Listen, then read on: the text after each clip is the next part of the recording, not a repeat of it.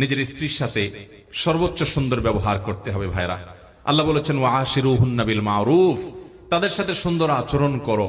আমাদের অনেক ভাইরা আছেন বাহিরে অনেক ভালো, কাস্টমারের সাথে ভালো, ক্লায়েন্টের সাথে ভালো, পরিচিত অপরিচিত মানুষের সাথে ভালো, কিন্তু নিজের স্ত্রীর সাথে যাহা তা আচরণ, বদরাগ আছে না নাই?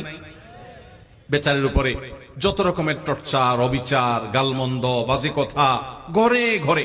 অনেক লোক আছে বাহিরে অনেক সভ্য ভদ্র, ওনাকে মানুষ অনেক ভালো জানে, কিন্তু ওনার বউ জানে ওনার চরিত্রের হাল কি, ঠিক না?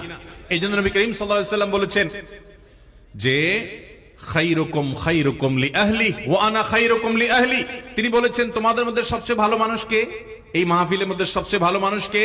বলেছেন যে তার স্ত্রীর কাছে ভালো। অর্থাৎ স্ত্রী যদি বলে দিল থেকে যে আমার সাহেব, আমার স্বামী ওনার মতো মানুষ হয় না, উনি আসলে একজন অমায়িক ভালো মানুষ, এই সার্টিফিকেট যদি বউয়ের কাছ থেকে নিতে পারেন তো আল্লাহর কাছেও আপনি ভালো নিতে পারবেন। সবাই যায় বাসায় বউকে জিজ্ঞাসা করবেন যে হাদিসের ভাষ্য মতে তোমার সার্টিফিকেট ছাড়া আমি ভালো হওয়ার সুযোগ নাই, আসলে আমি মানুষটা কেমন বলো। যদি বউ হেসে দেয় পিক করে, তাহলে বুঝবেন যে কাহিনী ভিন্ন। বুঝতে পেরেছেন? যদি হেসে দেয় তাহলে বুঝতে হবে আলামত ভালো না। অতএব স্ত্রীর কাছে ভালো হওয়ার জন্য নিজের আচরণটাকে সুন্দর করার চেষ্টা করতে হবে ইনশাআল্লাহ। অনেক মানুষ আছে এই জায়গা ধরা খেয়ে যাবে।